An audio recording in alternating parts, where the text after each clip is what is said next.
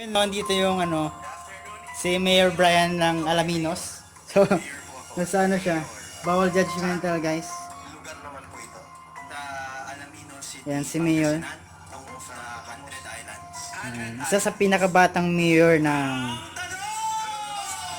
ng Pilipinas yata sa history. Siya ang pinakabatang mayor. Yan siya. Gwapo sa personal yan. Younger than 45 years old nang naging mayor.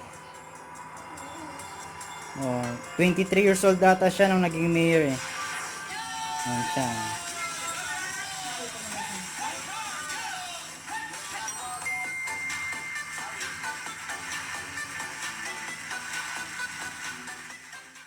Nung naging mayor po ako, 23 years old. Ah? Sobrang bata naman. 23? Ngayon, ilang taon ka na? 24. Itong buwan na ito. Ha? Bakit ang bata? Pwede ba, hindi ba pang SK mo na yun? 21 years old na minimum age. 21 pwede na. 21 ka na, yun yung limit din sa SK eh. Pero pagkatapos ng 2021, pwede ka nang tumakbo kahit konsihal, kung anong gusto mo.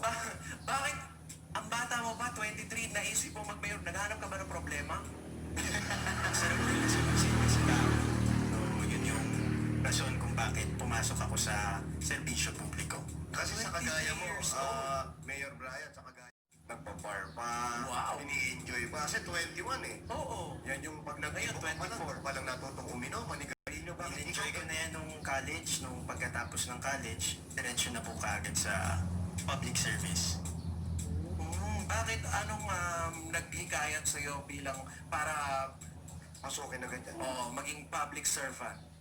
Nakita ko po kasi yung aming lungsod at nakita ko marami po tayong pwedeng gawin at naisip ko na pumasok dahil bilang isang millennial at lalong-lalo na nasa tourism city kami.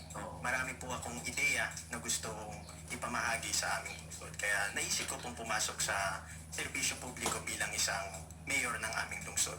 Kasi ang sa intindi ko lang ako may inaintindi ko talaga.